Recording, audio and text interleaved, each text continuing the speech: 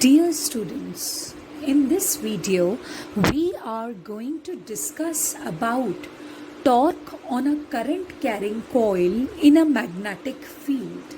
As the name suggests, you have a coil here. For the sake of simplicity, I am assuming the coil to be a rectangular coil. So right now you can see a rectangular coil in front of you, P, Q, R, S. So we have to calculate torque on this coil, but the fact is but the question is how this torque comes into picture. So we have to see that. For that, you need to suppose that there is some coil, there is some rectangular coil which is placed in a magnetic field. Now magnetic field is having some particular direction. Suppose this direction is the direction of magnetic field. So this one is a rectangular coil, and this one, these green colored lines, they are showing the direction of magnetic field towards this direction. And what is going to happen? Each side of this rectangular coil is going to experience a force in different direction. And we can calculate that force. So we should start with PQ. So talking about PQ, if you will apply Fleming's left hand rule, we know that this is magnetic force. This one is the force, this one is the magnetic field, and this one is the current. So if current is in this direction, like current is flowing from P to Q, Q to R, R to S, and then S to P. If current is in this direction, magnetic field is in this direction, force is coming outwards. So that's why this is the direction of force. On the similar basis, you should apply the same Fleming's left hand rule on the side QR, then RS, then SP. Talking about QR, this is the direction of current, and this is the this is the direction of current, and this is the direction of magnetic field. So how the force has to come, you will see that. And this law will be, see, this is the direction of current, this is the direction of magnetic field, and this thumb is pointing somewhat downwards. If you will apply the Fleming's left hand rule, so this one will be the direction of the second force acting on side QR. Similarly, you will calculate it on RS and then SP. So you will get the directions. Talking about PQ and SP, the force is coming out to be perpendicular to the magnetic field. So we'll calculate the magnitude of F1 vector. That will be IL vector cross B vector, as we had learnt in the previous derivation, that whenever there is a current carrying conductor which is placed in a magnetic field, then it experiences a force which is given by this. If you will open this cross product and you will simply talk about the magnitude of F1, then you are going to get ILB sine 90 degree. As I had already told you that this current element and magnetic field are sharing an angle of 90 degree with each other, so that right now you have ILB as the magnitude of force F1. Talking about the magnitude of force F2, so QR, in the side QR, how will this go? If you have IL vector cross B vector, so L vector refers to the length of the side. So here you have B. This one is the length, this one is the breadth. So this will be IB vector cross B vector. Similarly, so if you will just find out the magnitude, this will be IBB sine theta. Why theta?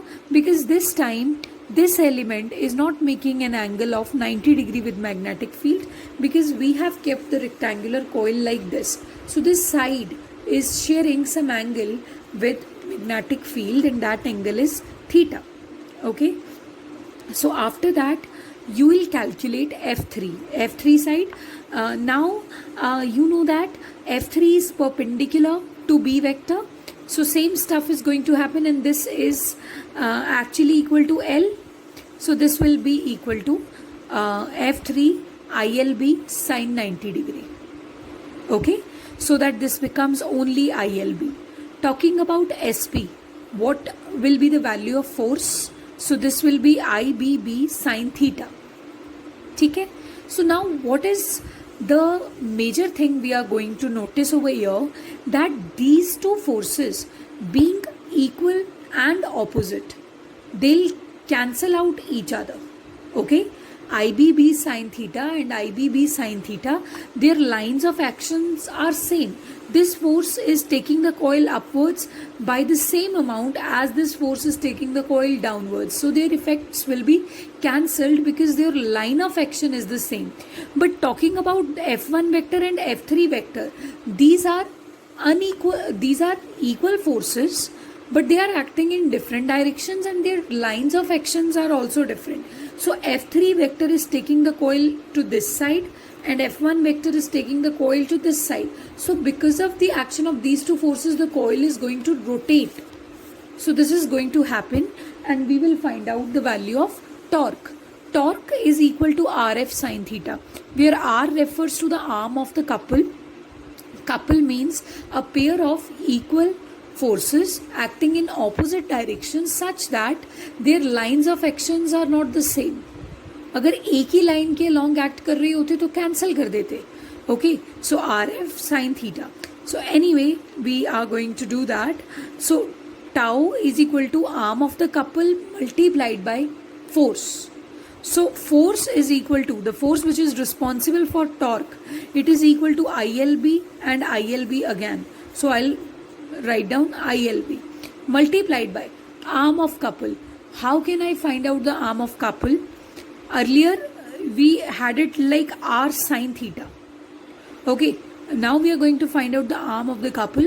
This PS, this is equal to PS. So PS, okay, this is from the top. If we will see from the top of the coil, the situation is going to appear like this.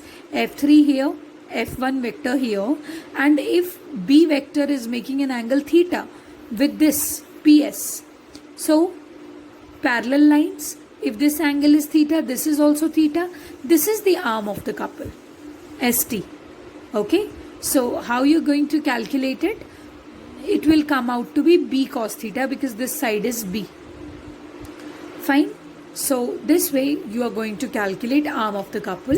So this becomes ILB into B cos theta. Now L into B, length into breadth, makes it area. So this becomes IBA cos theta. Next stuff is, you know that if theta is the angle which B vector makes with the plane of the coil and alpha is the angle which B vector makes with the normal to the coil. See, this is the normal to the coil. So theta plus alpha will be equal to 90 degree because theta is referring to plane and alpha is referring to the normal. So theta plus alpha is equal to 90 degree. So theta will be equal to 90 degree minus alpha. If you will put the value over here, cos 90 degree minus alpha, you're going to get sin alpha. So overall formula will come NIBA sin alpha. Okay, so this will be the formula for torque, NIBA sin alpha. Now you might be thinking that from where I have introduced this N, ये एक ही coil की बात हो रही है. If the coil contains N number of turns, the formula becomes NIBA sin alpha. Okay, so this way we calculate it. And one more thing, that if you have, see, tau equals to NIBA sin alpha. I taught you somewhere that current into area is equal to a new quantity called magnetic moment. So this becomes NMB sin alpha. Right? So tau becomes N M vector cross B vector. Okay? So now we are going to discuss special cases. Suppose if the coil is set with its plane parallel to the direction of magnetic field so that the theta is 0 degree and cos theta cos 0 degree is 1, then you are going to get tau equals to NIBA. That's it. Okay. Similarly, if the coil is set perpendicular to the direction of magnetic field, then theta is equal to 90 degree. Okay. Theta, the original formula for torque was NIBA cos theta. So this becomes tau NIBA cos 90 degree, which is 0. So torque is not experienced when you have set the coil perpendicular to the magnetic field.